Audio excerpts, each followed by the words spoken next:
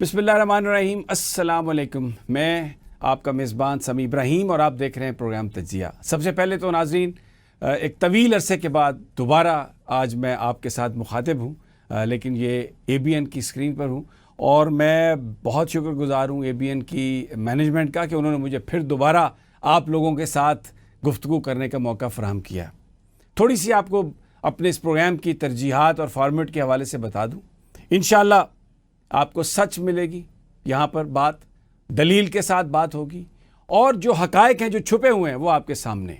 हम कोई perception create नहीं करेंगे, कोई बयानियाँ बनाने की कोशिश नहीं करेंगे, फैक्ट्स आपके सामने रखेंगे और फैसला आप पर छोड़ेंगे। सच्चाई और ख़बर जो आजकल बहुत कम मिलती है, हम वो आपको देने की कोशिश करेंगे।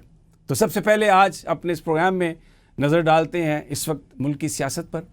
कल एक बड़ा एहतजाज है, 5 अगस्त है, पूरे मुल्क में उसकी तैयारियां हैं, बैरून मुल्क भी उसकी तैयारी है, उस पर बात करेंगे। इसके अलावा आज भी एहतजाज हुआ, बाहर भी एहतजाज हुआ, पाकिस्तान के अंदर भी एहतजाज, उसकी भी कहानी आपको सुनाएंगे। अली अमीन गंडापुर, क्योंकि ख़बरों का मौजू ज़्यादा तहरीक इंसाफ। अली अमीन गंडापुर KPK के वज़ीर आला, कल पार्टी लीडरशिप ने उनसे ये कहा कि अगर आप स्टैंड नहीं ले सकते, पॉलिसी के मुताबिक काम नहीं कर सकते, तो आप इस्तीफ़ा दे के घर चले जाएं और किसी ऐसे बंदे को चीफ मिनिस्टर बनाएं जो स्टैंड ले सके और पार्टी पॉलिसी के मुताबिक काम कर सके। लेकिन अली अमीन के तर्जमान और अली अमीन खुद ये कहते हैं कि हमें लीडरशिप का एतमाद है और हम क्योंकि हमने सुबह भी चलाना है, हमने वो चीज़ें भी देखनी है, तो हमारे पास एतमाद भी है और हम काम करते रहेंगे। तो बज़ाहिर एक टकराव किसी सूरत हाल हमें नज़र आ रही है, इस पर आज हम बात करेंगे। और सबसे पहले लिहाज अली रिपोर्टर हैं जो PTI की अंदरूनी सियासत बहुत अच्छे तरीके से जानते हैं और उनको पता है कि ये सारी डेवलपमेंट्स क्या हैं। हम उनसे ज़रूर इस हवाले से बात करेंगे। फिर उसके बाद UK भी जाएंगे, वहाँ पर भी क्योंकि बड़ा एहतजाज हुआ तो अपने नुमाइंदे से पूछेंगे क्या माहौल था, क्या सूरत हाल थी, लोग किस तरह एहतजाज कर रहे थे और क्या ये माजी के एहतजाज जो थे उनसे मुख्तलिफ था। फिर ये एहतजाज है क्यों? एहतजाज बहुत सारी चीज़ें हैं, लेकिन एक बड़ी अहम चीज़ ये है कि करप्शन के ख़िलाफ़ ये एक एहतजाज है। लोग बहुत तंग हैं, महंगाई में इजाफा है, बड़े बड़े माफियाज जो हैं वो पाकिस्तान को हड़प कर गए हैं। तो इस हवाले से एक जो चीफ जस्टिस ऑफ पाकिस्तान को एक ख़त लिखा गया है तहरीक तहफ़्फ़ुज़ आईन पाकिस्तान की क़यादत से, उस पर बात करेंगे और उसमें हसनात साहब हमारे साथ होंगे। उनसे, वो सीनियर क्राइम हाई कोर्ट के रिपोर्टर हैं, सुप्रीम कोर्ट के रिपोर्टर हैं, वो बताएंगे हमें कि क्या सूरत हाल है और क्या ये जो ख़त है इसका कोई इम्पैक्ट होगा। और फिर आखिर में हम जिक्र करेंगे ईरानी सदर का, जो पाकिस्तान आए। बहुत अरसे के बाद पाकिस्तान और ईरान के दरमियान जो ताल्लुकात हैं वो बहुत एक बेहतर अंदाज में आगे बढ़ रहे हैं, क्योंकि जब इजराइल ने हमला किया था ईरान पर तो पाकिस्तान ने ईरान का साथ दिया और फिर जो ईरानियन पार्लियामेंट थी वो तशक्कुर पाकिस्तान, तशक्कुर पाकिस्तान, तशक्कुर पाकिस्तान के नारों से गूंज उठी थी। तो ये जानने की कोशिश करेंगे अपने नुमाइंदों से कि ईरानियन सदर जो आए हैं यहाँ पर और चले गए हैं वापस, 2 दिनों में क्या उन्होंने हासिल किया, पाकिस्तान ने कैसा रिस्पांस दिया और अब आगे क्या एवेन्यूज़ दोनों ममालिक के पास हैं। तो सबसे पहले हम चलते हैं जनाब अली अमीन गंडापुर साहब की स्टोरी पर। सीनियर जर्नलिस्ट लिहाज अली हमारे साथ हैं, उनसे हम जानते हैं कि इस वक्त क्या सूरत हाल है और जो अली अमीन गंडापुर की हिकमत अमली है वो क्या है, क्या वाकई को पार्टी के अंदर इस वक्त झगड़ा चल रहा है और क्या ये जो एहतजाज हो रहा है पार्टी की तरफ से उसको कहीं मुतासिर करेगा। लिहाज अली, अस्सलाम वालेकुम। वालेकुम अस्सलाम सर। लिहाज, ये बताइए कि अली अमीन गंडापुर के बारे में कल तो ये कहा लीडरशिप ने कि अगर आप स्टैंड नहीं ले सकते, पार्टी पॉलिसी के मुताबिक काम नहीं कर सकते, तो आप इस्तीफ़ा दे दें। लेकिन उनके तर्जमान का कहना है कि हमें तो इत्मीनान हासिल है लीडरशिप का, हम कोई इस्तीफ़ा नहीं देंगे और हमने तो हुकूमत चलानी है। तो क्या ये एक टकराव किसी कैफियत है इस वक्त? कोई कैफियत नहीं है सर। इस वक्त खैबर पख्तूनख्वा में ये सारा जो बैड कॉप और गुड कॉप वाली स्ट्रेटजी है PTI यही अपना रही है। अपने वर्कर को भी उन्होंने कंफ्यूज कर रखा है। इस वक्त अगर हम देख सकते हैं, पाकिस्तान तहरीक इंसाफ की एक पार्टी क़यादत है और एक हुकूमत वाली क़यादत है। खैबर पख्तूनख्वा में पार्टी क़यादत जुनैद अकबर ने संभाली हुई है, जो इस वक्त बेसिकली मुखालिफ दड़े में है और आतिफ खान ग्रुप का इंतहाई अहम शख्स है, वो है जुनैद अकबर। वो पार्टी की सूबाई सदर है। حکومت کی عنان سنبھالی ہوئی ہے علی امین گنڈاپور صاحب نے، اور ان دونوں عاطف خان اور جنید اکبر کے درمیان جو شدید اختلافات تھے وہ اس وقت پارٹی کی سطح پر جنید اکبر اور علی امین گنڈاپور کے درمیان دکھائی دے رہے ہیں۔ سر اس وقت جو آپ نے پہلے بتایا عمران خان کی رہائی کے لیے، تو مارچ 2024 سے نومبر 2024 تک پاکستان تحریک انصاف نے 5 جلوس اسلام آباد کی جانب روانہ کی تھی، اور چھٹا جلوس جو تھا وہ سوابی کے مقام پر تیار کیا تھا۔ یعنی مجموعی طور پر ان کیفیات جو تھی وہ اس وقت بتائی جا رہی تھی، لیکن آپ کو پتہ ہے کہ نومبر کے بعد یہ پہلا موقع ہے کہ پاکستان تحریک انصاف جو ہے وہ تقریباً 8 ماہ بعد یا 9 ماہ بعد جو ہے وہ مجموعی طور پر اس وقت اپنی قوت کا مظاہرہ کرنے جا رہی ہے۔ کچھ دنوں پہلے وزیر اعلیٰ اچھا مجھے لحاظ علی، میں کیونکہ وقت میرے پاس کم ہے، لیکن میں آپ سے جاننا چاہوں گا جو مین جو پوائنٹس ہے، یہ بتائیے کہ اب تیاری کیسی ہے، کل احتجاج کیسے ہوگا، جلوس نکلیں گے، جلسے ہوں گے، کیا ہوگا، شاہراہیں بلاک کی جائیں گی؟ مین جلوس پشاور میں نکالا جائے گا، پشاور کے حیات آباد ٹول پلازا سے شروع ہوگا، رنگ روڈ کو کور کرتے ہوئے جی ٹی روڈ پہ آئے گا، اور فرنٹیئر کور کے ہیڈ کوارٹر قلعہ بلائے حصار کے سامنے یہ ختم ہوگا۔ تقریباً 2.5-3 گھنٹے اس جلوس کو کور کرنے میں لگیں گے۔ توقع ہے کہ راؤنڈ اباؤٹ 7 سے 8 بجے جلوس جو ہے 9 بجے کے قریب ختم ہو جائے گا۔ کوئی تیاری جو عمومی طور پر ایک ورکر لیول کی ہوتی ہے وہ دکھائی نہیں دے رہی ہے، کیونکہ اس وقت پارٹی کی صوبائی صدر کی جانب سے کوئی بھی جنرل نے میٹنگ طلب کی گئی ہے۔ عمومی طور پر جو اراکین اسمبلی ہے اس کو 5-5 ہزار اراکین کا ایک ہدف دیا گیا ہے۔ ٹھیک ہے، چلیں وہ سمجھ میں آتی ہے، پارٹی ایسے ہی کرتی ہیں۔ اب میرا سوال آپ سے یہ ہے کہ علی امین گنڈاپور کی پوزیشن کیسی ہے؟ لیڈرشپ نے تو کہا ہے کہ آپ اگر سٹینڈ نہیں لے سکتے تو آپ استعفیٰ دے دیں، تو ان کے جو ترجمان ہیں ان کے بیان سے ایسا لگتا ہے کہ وہ استعفیٰ نہیں دیں گے، تو کیا اسمبلی میں اتنی پوزیشن بنا لی ہے علی امین نے؟ بالکل بنا لی ہے۔ اس وقت اراکین اسمبلی جنید اکبر کی سائٹ پہ نہیں، بلکہ اراکین اسمبلی خیبر پختونخوا میں پاکستان تحریک انصاف کی وہ علی امین گنڈاپور کی سائٹ پر ہے، کیونکہ ایک تو انہوں نے فنڈ جاری کرنا ہے، فنڈ کا اختیار ان کے پاس ہے۔ لیکن لیکن لحاظ علی، اگر پارٹی لیڈرشپ، میں جنید کی بات نہیں کر رہا، جنید اکبر کی بات نہیں کر رہا، اگر پارٹی لیڈرشپ پٹیالہ سے یہ کہتی ہے، لیڈرشپ سے سر یہاں پر آپ کی مراد اگر عمران خان ہے اس وقت انہیں مکمل تائید حاصل ہے، بشرا بی بی کی تائید جو ہے وہ اس کا پڑھا جو ہے بیسیکلی وہ علی امین کے پاس ہے۔ دوسری بات جو اس وقت پارٹی کی مرکزی چیئرمین ہے وہ اس وقت علی امین کی سائٹ پر ہے، بیرسٹر گوہر، تو اس وقت انہیں کوئی خطرہ نہیں ہے، کوئی مسئلہ نہیں ہے۔ ہاں جنید اکبر اگر کچھ عرصے تک انہوں نے اپنے آپ کو پروو نہیں کیا تو شاید ان کی قیادت تبدیل کی جا سکتی ہے۔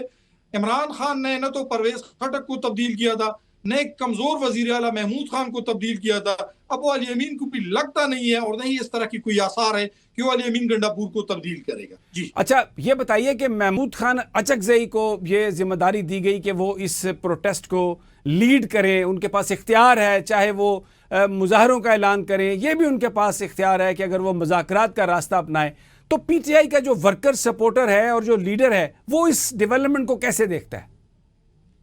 ایک تو یہ کہ محمود خان اچکزئی کی کوئی قیادت، کوئی پارٹی تنظیم ایسی سٹرکچرل ہے نہیں خیبر پختونخوا میں۔ یہاں پر عوامی نیشنل پارٹی کی تو ہے، لیکن پختونخوا ملی عوامی پارٹی کی اس کی بالکل نہیں ہے۔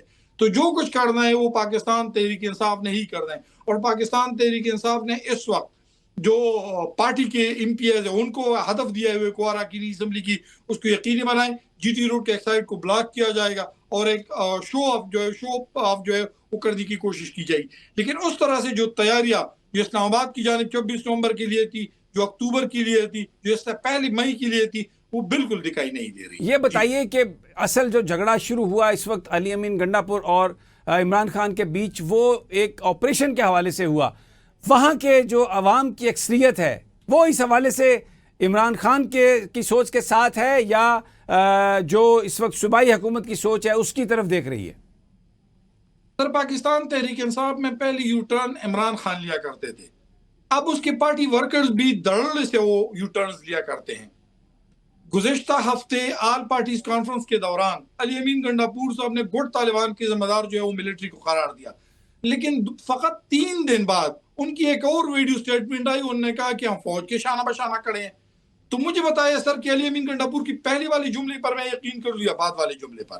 اس وقت علی امین گنڈاپور مکمل طور پر فوج کے حمایت میں ہیں، انہیں کوئی اس طرح کا خطرہ نہیں ہے، وہ ملٹری اسٹیبلشمنٹ کے ساتھ سیم پیج پر ہے، اور آپریشن اگر ملٹری کرنا چاہے تو کر سکتی ہے۔ ہاں، پارٹی تنظیم کی جانب سے بے شک اس وقت ایک جنرل جو نیریٹو بنا ہوا ہے آپریشن مخالف وہ موجود ہے، لیکن علی امین گنڈاپور اس کو رام کرنے کی کوشش کر رہے ہیں۔ جی، کیا اس بات کا امکان ہے کہ جو صوبائی قیادت ہے پارٹی کی جو جنید اکبر کے پاس ہے وہ کوئی ایسی پالیسی اختیار کریں، کوئی ایسی اناؤنسمنٹ کریں، ورکرز کو اس طرح سے لے کے آئیں کہ جو کے پی کے کی گورنمنٹ ہے وہ تنظیم کے سامنے کھڑی ہو جائے آ کے؟ سر جنید اکبر بار بار کڑے ہونے، علی امین کے مقابلے میں کڑے ہونے کی کوشش کر رہے ہیں، اور آپ کو پتہ ہے کہ جنید اکبر بنیادی طور پر عاطف خان کی پراکسی وار لڑ رہے ہیں۔ اگر جنید اکبر کوئی بیان داغتا ہے تو اس کا یہ مطلب نہیں ہے کہ جنید اکبر وہ بیان علی امین کے خلاف داغتا ہے، بلکہ وہ بنیادی طور پر وہ بیان عاطف خان کا ہوتا ہے جو انہوں نے اس کے مقابلے میں علی امین کے مقابلے میں کیا ہوتا ہے۔ اور یہی وجہ ہے کہ علی امین اگر کوئی بیان داغتا ہے تو اس کے لیے بیرسٹر سیف سامنے آ جاتا ہے، اور آپ نے بیرسٹر سیف کے حالیہ بیانات دیکھے ہوں گے جس میں انہوں نے جنید اکبر کو کلیئرلی کہا تھا کہ اگر وہ پارٹی قیادت نہیں سنبھال سکتی تو کسی اور کے حوالے کرے۔ تو اس سے آپ اندازہ لگا سکتے ہیں کہ اس وقت جو الفاظ کی جنگ ہے اس کے حد تک تو ہے، لیکن مجموعی طور پر کی کوئی کیفیت نہیں ہے کہ اس کے حوالے سے قیادت کو تبدیل کیا جائے یا حکومت کو تبدیل کیا جائے۔ اچھا، ایک آخری سوال میرا آپ سے کہ مشال یوسف زئی کا سینیٹر بننا، اس کے باوجود کہ ان کی بہت مخالفت کی گئی ہر لیول پر، کس طرح سے دیکھتے ہیں آپ؟ بشرا بی بی کی چوائس تھی، بشرا بی بی نے انتخاب کیا، بشرا بی بی کی جو ہاں ہے وہ ایک طرف، پارٹی کی پوری نہ دوسری طرف، اور مشال یوسف زئی جو ہے وہ بشرا بی بی کی ہاں میں جیت گئی۔ جی آئی بات ہے بس۔ بہت بہت شکریہ لحاظ علی آپ کا، بڑی امپورٹنٹ بات کہ کل ضرور احتجاج ہوگا، لیکن تیاری کوئی بہت زیادہ نظر نہیں آ رہی، اور جو پارٹی کے جو لوگ ہیں لحاظ علی کے مطابق بہت سارے لوگ جو ہیں وہ ان کا بیسک نقطہ ایک ہی ہے، لیکن ان کا طریقہ کام کرنے کا مختلف ہے۔ اب میں چلتا ہوں لنڈن، ہمارے نمائندے جو ہیں وہاں پر ساجد اعجاز وہ موجود ہیں، کیونکہ پوری دنیا میں آج احتجاج ہوا، لنڈن میں احتجاج ہوا، امریکہ کے شہروں میں احتجاج ہوا، اور یورپ کے بہت سارے شہروں میں احتجاج ہوئے اور بڑے بڑے مظاہرے ہوئے۔ تو ساجد صاحب سے پوچھتے ہیں کہ کیا صورتحال ہے وہاں پر، آج کیا معاملہ تھا؟ السلام علیکم ساجد جی وعلیکم السلام۔ بتائیے کیا ماحول تھا، کتنا بڑا مظاہرہ تھا، کیا پی ٹی آئی جو توقع کر رہی تھی اسی تعداد میں لوگ آئے؟ جی بالکل، ایک بہت بڑا مظاہرہ تھا، خاصی تعداد میں لوگ گھروں سے نکلے، 10 ڈاؤننگ اسٹریٹ میں آئے، اور یہ صرف لندن کے لوگ نہیں تھے، یہ دیگر شہروں سے لوگ آئے تھے، برمنگھم، مانچسٹر، لیوٹن اور نارتھ سے بڑی تعداد میں لوگ اس مظاہرے میں شریک ہوئے۔ اور اگر مظاہرے کی بات کی جائے تو پی ٹی آئی جو لندن کی ٹیم ہے، جس کو ڈریم ٹیم بھی کہا جاتا ہے، وہ یہ مظاہرہ مینج کر رہی تھی، اور اس کو ویل مینج نہیں وہ کر پائے، جو سٹیج کے انتظامات تھے اس کو اتنا اچھا طریقے سے وہ مینج نہیں کر پائے، جس کی وجہ سے کافی جو لیڈرشپ تھی وہ ناراض بھی ہوئی۔ ماضی کے مظاہروں کی اگر بات کریں تو جو ماضی میں مظاہرہ ہوا تھا 10 ڈاؤننگ اسٹریٹ کے باہر ہی مظاہرہ ہوا تھا، یہی سٹیج تھی، لیکن وہاں پہ ایک ہی بجائے 2 پنڈال دیکھنے کو ملے تھے، جس پر کافی جو لوگ تھے انہوں نے اس بات کو جو برطانیہ کی قیادت ہے اس کو تنقید کا نشانہ بھی بنایا تھا کہ جب مقصد ایک ہے تو پھر یہ 2 پنڈال کیوں؟ یہ وجہ تھی کہ اندرونی اختلافات تھے۔ اس بار قیادت نے کوشش کی کہ ان اختلافات کو دور کیا جائے، وہ کافی حد تک کامیاب بھی ہوئے، پنڈال ایک نظر آیا اس بار، لیکن اگر لیڈران کی بات کی جائے تو وہ واضح طور پر دیکھا جا سکتا تھا کہ وہ آپس میں ابھی بھی وہ اسی طرح ہیں۔ صاحبزادہ جہانگیر جو عمران خان کے درینہ ساتھی ہیں، وہ پہلے آئے، اپنی تقریر کی اور چلے گئے، اور جو زلفی نے جب وہ گئے تو اس کے بعد زلفی بخاری آئے، اور اس کے علاوہ جو لوگ تھے وہ پرجوش تھے، اپنے لیڈر کے حق میں نعرے بازی کی۔ ظاہر سی بات ہے جب جو اوورسیز ہیں وہ عمران خان کے ساتھ ہیں، اور جب اس کا نام آتا ہے، اس کی کال آتی ہے تو لوگ نکلتے ہیں، وہ اپنے لیڈر کے لیے نکلے تھے۔ جی اچھا یہ بتائیے کہ ان کے بچوں کی بھی پاکستان آنے کی بات ہو رہی ہے، انہوں نے ویزے کے لیے بھی اپلائی کیا ہے ہائی کمیشن میں، اور وہ جو ان کا نائک آف کارڈ ہے وہ بھی کچھ ایکسپائر ہوا ہے، اس کے لیے بھی کوشش کر رہے ہیں وہ آنے کی. اس حوالے سے کوئی آپ کے پاس اطلاع یا اس جلسے میں گیدرنگ میں کوئی بات کی گئی ہو, کوئی اعلان کیا گیا ہو؟ جی بالکل, جلسے میں تو اس قسم کا کوئی بھی اعلان نہیں کیا گیا عمران خان کے بچوں کے حوالے سے.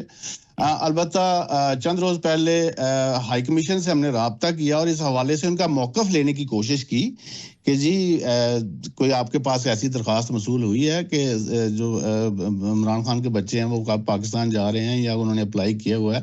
تو انہوں نے اس پر موقف دینے سے گریز کیا, اور جو ذرائع ہمیں وہ یہ بتا رہے ہیں کہ جو ہے اس کا آن لائن بھی یہ پروسیس چل سکتا ہے. ان کے پاس ظاہر سی بات ہے وہ کارڈ ہیں تو وہ آن لائن بھی اس کو اپلائی کر سکتے ہیں. ویزا جو ہے اگر انہوں نے اپلائی کرنا تو وہ آن لائن بھی کر سکتے ہیں, لیکن ہائی کمیشن کی جانب سے جو ہے وہ آفیشلی کسی قسم کی کوئی بھی بات نہیں کی, کوئی تصدیق نہیں کی گئی اس حوالے سے.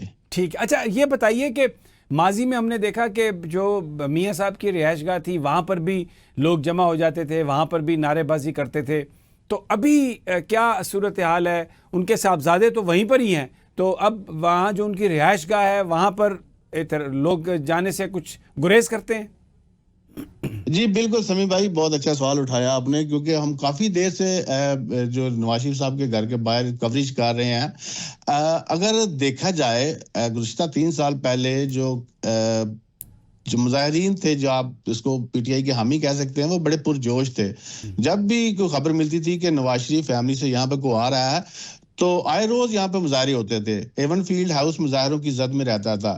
لیکن اس بار حالیہ جو نواز شریف کا دورہ تھا, تقریباً 2 ہفتے سے زائد انہوں نے یہاں پر قیام کیا ایون فیلڈ ہاؤس میں. ہم تقریباً ہر روز وہاں پر جاتے تھے کوریج کے لیے, لیکن ان 2 ہفتوں میں آپ کہہ سکتے ہیں کہ ایک بندہ بھی پی ٹی آئی کا جو ہے وہ وہاں پر پروٹیسٹ کے لیے نہیں آیا. یہ کچھ تبدیلی دیکھنے کو ملی ہے. اگر آپ بات کریں تو وہ جو جوش تھا نا, وہ تقریباً آپ کہہ سکتے ہیں کہ وہ ٹھنڈا پڑتا نظر آ رہا ہے تحریک انصاف کے کارکنان میں. اور اس بار نواز شریف کے گھر کے باہر کوئی مظاہرہ نہیں ہوا جو حالیہ ان کا دورہ تھا. اچھا ساجد, یہ بتائیے کہ آپ نے کہا جوش ٹھنڈا پڑتا ہوا نظر آ رہا ہے, یہ جوش ٹھنڈا پڑتا ہوا نظر آ رہا ہے یا کوئی اسٹریٹجی ہے یا بیہائنڈ دا سین کوئی سگنلنگ, کوئی میسنجنگ ہو رہی ہے, اس وجہ سے لوگ آنا وہاں پر بند کر گئے ہوں؟ اس کو آپ جو پاکستان تحریک انصاف برطانیہ کی جو قیادت ہے اس کی آپ نالائکی بھی کہہ سکتے ہیں, کیونکہ ان کے جو آپسی اختلافات ہیں یہاں پر سمیع بھائی ایک نہیں کئی پارٹیاں, پارٹی کے اندر ہی پارٹیاں ہیں. اب حالیہ جلسے کی آپ کو میں بات بتاتا ہوں کہ جو نارتھ سے جو لوگ آئے تھے, جو برطانیہ سے نارتھ سے لوگ آئے تھے, ان کی جو قیادت ہے ان کو مظاہرے میں سٹیج پہ نہیں چڑھنے دیا, جن میں شوکت فرید صاحب ہیں جو آزاد کشمیر سے چودھری یاسین کے خلاف الیکشن لڑے تھے, پاکستان تحریک انصاف کے ٹکٹ سے وہ الیکشن لڑے تھے. انہوں نے جا کر تقریر کرنے کی کوشش کی, ان کو موقع نہیں دیا گیا. تو اس طرح کی جو چیزیں ہیں وہ ہر بندہ جو ہر گروپ ہے وہ سمجھتا ہے کہ ہم ہی جو ہیں وہ پارٹی کا حقیقی چہرہ ہیں اور ہمارے پر ہی جو پارٹی چل رہی ہے. تو یہ چیزیں جو ہیں وہ کافی لوگوں کو جو ہے وہ پیچھے دھکیل رہی ہیں. حالانکہ مقصد ایک ہے, اپنے لیڈر کی رہائی, اور اسی وجہ سے جو ہے وہ ان کی کال پر لوگ باہر نکلتے ہیں. عمران خان کا نام سن کر لوگ باہر آتے ہیں, لیکن پی ٹی آئی پھر وہی چیز کہ اس کو ویل مینج نہیں کر پا رہی. جو اس کی لیڈرشپ ہے وہ اس پر لوگوں کا اعتماد ذرا کم ہو گیا ہے ان کی آپس کی لڑائی کی وجہ سے, لیکن آپ کہتے ہیں کہ جو مین لیڈر ہے اس کے ساتھ لوگوں کا رشتہ جڑا ہوا ہے ابھی تک. اگر ان کے پتہ چل جائے یا ایک آڈیو یا ویڈیو بیان بھی سامنے آ جائے نا کہ یہاں پر جمع ہو جائیں, تو لوگ ہزاروں کی تعداد میں جو ہے وہ بچوں کے ساتھ نکلیں گے, جس کی واضح مثال آپ ماضی میں بھی دیکھ سکتے ہیں کہ جب عمران خان کی گرفتاری ہوئی تھی تو ہائیڈ پارک جو تھا وہ پاکستانیوں سے بھر گیا تھا. ہم نے لوگوں سے بات کی اس مظاہرے میں, وہ بھی ایسے بھی لوگ آپ کو دیکھنے کو ملے جو کبھی بھی گھروں سے باہر نہیں نکلے تھے, اور لوگ رو رہے تھے کہ ہم صرف وہ نہیں جانتے کہ ان کا یہاں پر کچھ لوگ ایسے بھی تھے جن کو پتہ نہیں تھا کہ پاکستان تحریک انصاف برطانیہ کی قیادت کون سی ہے, لیڈر کون سا ہے یا کیا ہے. وہ صرف نام سن کر ہی جو وہ اپنے لیڈر کے لیے جو ہے وہ باہر آ گئے تھے. ٹھیک ہے. اچھا میرا آخری سوال آپ سے یہ ہے کہ لوگ جو پی ٹی آئی کے ورکرز ہیں, سپورٹرز ہیں, ووٹرز ہیں, آپ کی ان سے بات ہوتی ہے, تو اس وقت جو صورتحال ہے اس میں کیا وہ مایوس ہیں, بددل ہیں, یا وہ سمجھتے ہیں کہ ان کی جو لیڈرشپ ہے اس کے لیے آسانیاں پیدا ہو جائیں گی؟ اگر آپ پی ٹی آئی کے سپورٹرز کی بات کریں تو وہ جو صورتحال ہے ابھی جو چل رہی ہے وہ کسی بھی جو آگے اب پی ٹی آئی کو لیڈ کر رہے ہیں جو لوگ قیادت کر رہے ہیں وہ کسی پہ کوئی اتنا اعتماد نہیں کرتے. وہ صرف کہتے ہیں کہ ہم ایک ہی لیڈر کو جانتے ہیں, وہ ہے ہمارا لیڈر عمران خان, اور اسی کے لیے وہ نکل رہے ہیں. ان کا بھی یہی کہنا ہے کہ اگر جو لیڈر ہے حالیہ قیادت ہے وہ اس کو ویل مینج نہیں کر پا رہی. بہت شکریہ ساجد اعجاز آپ کا. بالکل جو لوگ ہیں, جو سپورٹر ہیں, ووٹر ہیں, وہ اپنی لیڈرشپ کے ساتھ ہیں, لیکن جو پارٹی قیادت ہے جسے ہم مڈل قیادت کہتے ہیں, وہ شاید اس کے آپس کے اختلافات اور جو اپنے ان کے مفادات ہیں جس کی وجہ سے چیزیں شاید اس طرح سے مینج نہیں ہو پا رہی. بہرحال یہاں پر ایک ہم چھوٹا سا وقفہ لیتے ہیں. ہمارے ساتھ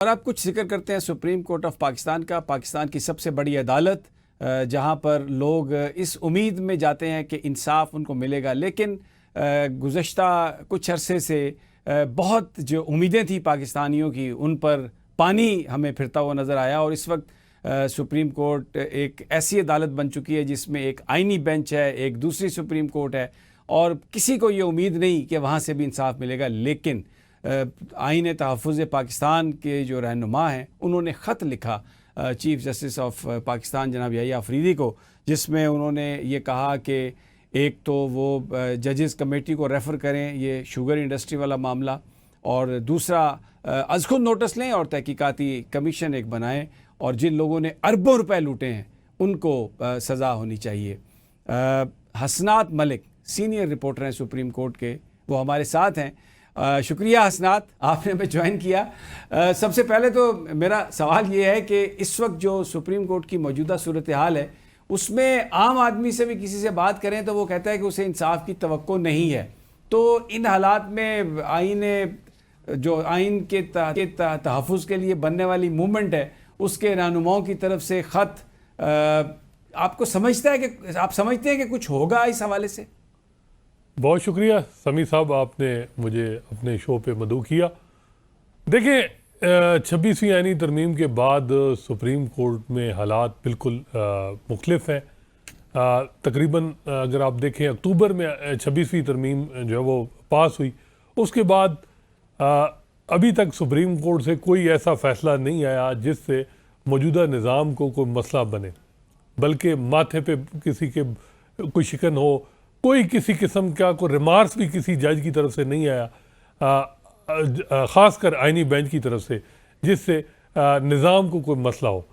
تو یہاں تک یہ معاملہ ہے کہ جی تحریک تحفظ آئین پاکستان کی طرف سے جو خط لکھا گیا ہے, ایک تو اس سے یہ ہے کہ چلیں ایشو ہائی لائٹ ہو گیا ہے, دوسرا یہ ہے کہ جی شوگر سکینڈل میں جو اور ایگزیکٹو ایجنسیز ہیں وہ اس معاملے کو نہیں دیکھ رہی کیونکہ پولیٹیکل فیملیز انوالو ہیں اس میں. لیکن کیا جو اس وقت سپریم کورٹ میں خاص کر آئینی عدالت ہے وہ اس کے بارے میں جو تاثر ہے وہ تو یہی ہے کہ جو ججز ہیں وہاں بھی ایگزیکٹو مائنڈڈ ججز ہیں, وہ بھی اس معاملے کو کسی معاملے میں وہ انٹرسٹ نہیں لیتے جو ایگزیکٹو کے خلاف ہیں.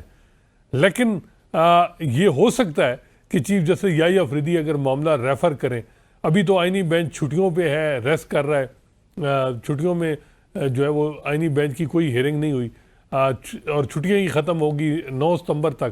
9 ستمبر کے بعد اگر جب یہ آئینی بینچ آئے گا تو میں بھی یہ جو ہے وہ خط ٹیک اپ ہو جائے اور نوٹس کر دیا جائے ریلیونٹ جو اتھارٹیز ہیں, رسپونڈنٹ جتنے بھی بندے ہیں, اور ان سے جواب لے لیا جائے. اس سے زیادہ کچھ نہیں ہو سکتا. اور دوسری بات یہ ہے کہ عموماً اس قسم کے لیٹر یہ ہوتے ہیں کہ تحریک تحفظ آئین نے تو اپنی گڈ فیتھ میں کیے ہوں گے, لیکن کچھ یہ بھی ہوتا ہے کہ جب جن لوگوں نے فائدے اٹھائے ان کو ٹائٹ کرنا ہو کسی معاملے میں, سپوز 27ویں ترمیم میں اگر آپ جو ڈیزائر میں اسناد سوری میں آپ کی بات کاٹ رہا ہوں, جو میں آپ کا مطلب سمجھا ہوں, آپ کہہ رہے ہیں کہ یہ جو لیٹر ہے جو بھلے یہ ان لوگوں نے تو اس لیے لکھا کہ کوئی تحقیقات ہوں, لیکن وہ اس لیٹر کو استعمال کیا جا سکتا ہے اس حکمران فیملی یا ان لیجسلیچر کے خلاف ان کو ٹائٹ کرنے کے لیے, 27ویں آئینی ترمیم میں ووٹ لینے کی خاطر. جی جی بالکل، اس میں کوئی شک ہی نہیں ہے کہ اب جیسا کہ آپ نے دیکھا کہ کچھ تجزیہ نگار یہ کہہ رہے ہیں کہ جو ہے آصف زرداری اور شہباز شریف یہ بوجھ ہیں، اور ایک طبقہ کہہ رہا ہے کہ اس بوجھ کو اتارا جائے. تو بات یہ ہے کہ یہ ساری وہ چیزیں ہیں 27ویں ترمیم میں جس طرح کی باتیں ہو رہی ہیں کہ 18ویں ترمیم کو رول بیک کیا جائے، NFC کو ریویو کیا جائے، اور پیپلز پارٹی ذرا ریلیکٹنٹ ہے اور کافی زیادہ وہ ریلیکٹنس شو کرے گی، اس حوالے سے نہیں کوپریٹ کرے گی. تو جب یہ اس طرح کی چیزیں آئیں گی اور جب یہ تو کچھ بھی ہو سکتا ہے، پاکستان میں کچھ بھی ہو سکتا ہے. ایک طرف وہی عدالتیں جو ہے وہ یکدم یہی ثاقب نثار جو ہے جب آ رہے تھے چیف جسٹس بن رہے تھے، نون لیگ کی طرف سے یہی ہو رہا تھا کہ جی اپنا چیف جسٹس آ رہا ہے، تو وہی ثاقب نثار نے جب نوٹس لینے شروع کیے تو سب سے زیادہ نون لیگ کو ہی مسائل بنے. تو یہ پاکستان میں کوئی چیز بھی ممکن ہے. یہی افتخار محمد چودھری تھے جو پرویز مشرف کے پاس ہر 6 مہینے بعد جاتے تھے. لیکن حسنات، اگر ہم بات کریں حقیقت کی تو یہ بھی تو پھر طے ہے نا کہ ان ججز کے موڈ جب تبدیل ہوئے تو وہ چابی جو بھری گئی تو پھر موڈ تبدیل ہوئے. خود بخود تو ان کے موڈ کوئی تبدیل نہیں ہوئے تھے. جی جی بالکل، اس میں کوئی شک نہیں ہے اور کوئی چانس بھی نہیں لگ رہا کہ اس وقت جو ہے وہ ججز ہیں وہ اس سوچ کے ساتھ ہیں کہ جی ہسٹری میں ان کا کیا نام ہوگا. ججز کی جو اس وقت بظاہر یہ لگ رہا ہے کہ ججز جو ہے وہ امیج یا بلڈنگ سے زیادہ ان کی جو پریفرنس ہے وہ ذرا ڈیفرنٹ ہے. اور جس طرح کی ان کو پرسن پلیجز مل رہی ہیں، ہونڈا سیوک نئی گاڑی ہر جج کو دے دی گئی ہے، نئے باورچی بھی بھرتی کیے جا رہے ہیں، اور بھی کئی مراد مل رہی ہیں، تنخواہیں ہو گئی ہیں، اچھی خاصی تنخواہیں مل گئی ہیں. لیکن یہ تو یہ وہ سارے، لیکن حسنات اگر ہم ان کے فرائض دیکھیں اور 25 کروڑ عوام کی قسمت کا فیصلہ ان کے ہاتھ میں، مظلوم کو انصاف دلانے کا فیصلہ ان کے ہاتھ میں، تو یہ ایک چھوٹی سی ہونڈا کار اور چند لاکھ روپے اور ایک باورچی اور چند پرکس اینڈ پریولیجز، یہ انسان بیچ سکتا ہے اتنی چیزوں؟ بس یہی قیمت ہے ان لوگوں کی. دیکھیں اب اوتھ جو یہ لیتے ہیں حلف نامہ، اس حلف کا تقاضا تو یہ نہیں ہے. وہاں تو یہ ہے کہ جو فیصلہ ہوگا وداؤٹ فیئر اینڈ فیور ہوگا. اب فیئر اینڈ فیور دو بڑے یعنی امپورٹنٹ ورڈز ہیں. تو اب آئینی بینچ کے ججز خود ہی بتا سکتے ہیں کہ نہیں، وہ وداؤٹ فیئر اینڈ فیور ہی سارا کچھ کر رہے ہیں. اچھا ایک اور چیز ہے، میں بس کیونکہ وقت ہمارے پاس کم ہے، آپ کی بڑی شفقت آپ آئے، یہ بتائیے کہ وکلاء جو ہیں وہ بہت ڈیوائیڈڈ ہیں، یونٹی نہیں آ سکی، اور جو کچھ بھی کیا جا رہا ہے جیسے وہ انگریزی میں کہتے ہیں نا کہ they are getting away with ایوری تھنگ. کچھ آپ دیکھتے ہیں کہ کسی سٹیج پہ وکلاء میں کوئی یونٹی، کچھ آئین کا خیال، کچھ ملک کا خیال کو آ سکتا ہے؟ دیکھیں وکلاء میں جو پیپلز پارٹی اور نون لیگ کی ونگ ہے وہ کافی سٹرانگ ہے. اگر کبھی پیپلز پارٹی اور نون لیگ کے مفادات کو ٹھیس پہنچے گی تو آپ دیکھیے گا یہی بار ایسوسیشن کی طرف سے اسٹیٹمنٹ آنی شروع ہو جائیں گی. اور اسی وجہ سے پی ٹی آئی میں ینگ وکیل تو ہیں، لیکن جو ریگولیٹری باڈیز ہیں بار میں، خاص کر Punjab bar council, Pakistan bar council, وہاں انڈیپینڈنٹ گروپ جو پرو گورنمنٹ گروپ ہے وہ ڈومینیٹ ہے. اس میں نون لیگ اور پیپلز پارٹی کے وکلاء زیادہ تعداد میں ہیں. اب پنجاب بار کونسل کا الیکشن ہونا ہے اور اسی وجہ سے بتایا جا رہا ہے کہ جو 27ویں ترمیم بھی ڈیلے کی جا رہی ہے کہ جو بار ایسوسیشن ہے وہ بڑی امپورٹنٹ ہے.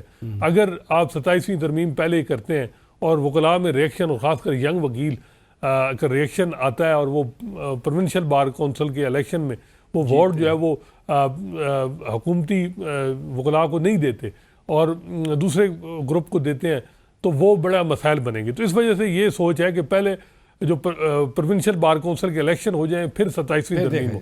تو میرا خیال ہے کہ یہ جو ہے وہ یونٹی تب ہی آئے گی جب یہ جو سیاسی جماعتیں ہیں یہ ایک پیج پہ آئیں گی، کیونکہ لیگل ونگ ساری جماعتوں کے ورک کر رہے ہیں. اور اس وقت جو لا مسٹر اعظم ندی تاڑا ہیں اور احسن بون ہے، انہوں نے وکلاء کو ویلفیئر جو ہے وہ ایک نعرہ دیا ہے کہ ہم ویلفیئر آپ کی کر رہے ہیں، اور ویلفیئر ان کی ہو رہی ہے، پلاٹ ویلفیئر ہو رہی ہے. جی جی بہت شکریہ حسنات، آپ نے بڑی زبردست باتیں کہیں اور واقعی وکلاء کی کیئر بھی ہو رہی ہے اور مالش بھی ہو رہی ہے. ناظرین یہاں پر لیتے ہیں. ویلکم بیک ناظرین، اب ہم بات کرتے ہیں ایران کے صدر کے دورہ پاکستان کے حوالے سے. 2 دن وہ پاکستان میں رہے. سب سے پہلے وہ لاہور اترے اور وہاں پر جاتے ہی مزار علامہ اقبال پر انہوں نے حاضری دی اور وہاں پر نواز شریف صاحب بھی تھے. نواز شریف صاحب نے ایرانی صدر کا ایئرپورٹ پر استقبال کیا. مریم نواز صاحبہ بھی ان کے ہمراہ تھیں. تو لوگوں کو بڑی حیرت ہوئی کیونکہ بہت عرصے کے بعد نواز شریف صاحب یہ استقبال کرنے کے لیے آئے.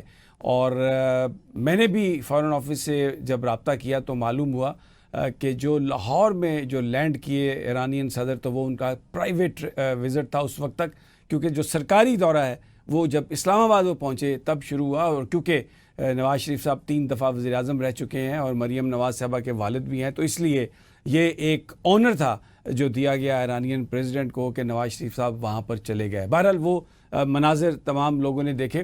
دورے کی اہمیت پر بھی بات کریں گے, جو کچھ اس دورے میں ہوا اس پر بھی بات کریں گے. اور لاہور سے عمر دراز صاحب ہمارے ساتھ ہیں, بہت ہی زبردست جرنلسٹ ہیں, ہر معاملے پر ان کی نظر ہوتی ہے. عمر دراز صاحب یہ بتائیے کہ ایک سوشل میڈیا پر ایک کنٹروورسی چلی. سب سے پہلے میں اس کے بارے میں آپ سے جاننا چاہوں گا کہ مریم نواز صاحبہ ایرانین صدر کی جو گاڑی ہے اس میں بیٹھیں اور بظاہر ایسا لگا کہ شاید یہ پلان کا حصہ نہیں تھا. Is it true? نہیں, ایسا نہیں ہے سر. یہ جو ایران کے صدر لاہور پہنچے یہ ان کی خواہش کے اوپر ہوا اور یہ ان کی خواہش تھی کہ وہ مزار اقبال پہ جانا چاہتے ہیں. اگر آپ کو یاد ہو ابراہیم رئیسی صاحب آئے اسلام آباد تھے لیکن وہ بھی لاہور آئے تھے اور علامہ اقبال چونکہ ایران کے بھی قومی شاعر ہیں تو اس لیے حاضری ہوئی. میاں صاحب کے جہاں تک جانے کی بات تھی تو ہمیں یہاں سے جو پی آئی ڈی نے بتایا یا حکام نے بتایا کہ مریم نواز ریسیو کریں گی. اس وقت تک جب تک پی ٹی وی نے دکھایا نہیں ہے کسی کو علم نہیں تھا کہ میاں نواز شریف وہاں پہ ہوں گے. میاں صاحب نے ایران کے صدر کو ریسیو کیا, وہاں پہ ایک ملاقات بھی مختصر سی ہوئی اور اس کے بعد میاں صاحب وہاں سے گھر چلے گئے. اور مریم صاحبہ یہ بات درست ہے کہ وہ ایران کے صدر کے ساتھ اسی گاڑی میں وہ مزار اقبال پہ پہنچی اور صرف مزار اقبال تک نہیں گئی بلکہ وہاں پہ جو انہوں نے وقت گزارا انہوں نے حاضری دی اور اس کے بعد ایران کے میڈیا سے انہوں نے گفتگو کی. اس کے بعد چونکہ اتنا ہی ان کا لاہور میں وزٹ تھا, علامہ اقبال ایئرپورٹ سے مزار اقبال سے واپسی, تو اس کے بعد علامہ اقبال کے صاحب کے مزار سے لے کے واپس علامہ اقبال ایئرپورٹ رخصتی تک بھی مریم صاحبہ ان کے ساتھ تھی. اچھا, جہاں تک یہ بات ہے کہ یہ پلان کا حصہ نہیں تھا, ایسی بات نہیں ہے.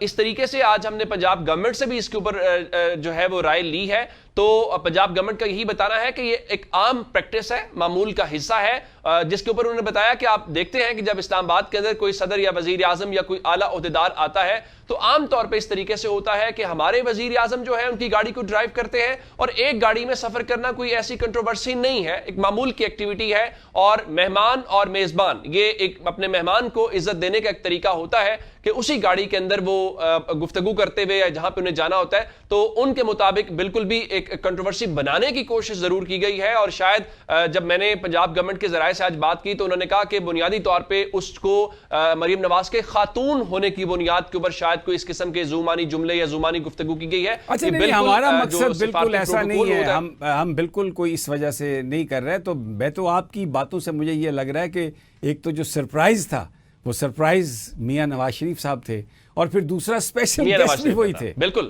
میاں نواز شریف اسپیشل گیسٹ بھی تھے, اس میں کوئی شک نہیں ہے. تو اچھا, یہ اس میں کوئی شک نہیں ہے. میں نے آپ کو بتایا کہ ایک بات آپ نے جو کہی نا وہ بالکل صحیح کہی کہ جو رئیسی تھے وہ بھی گئے تھے مزار اقبال پر.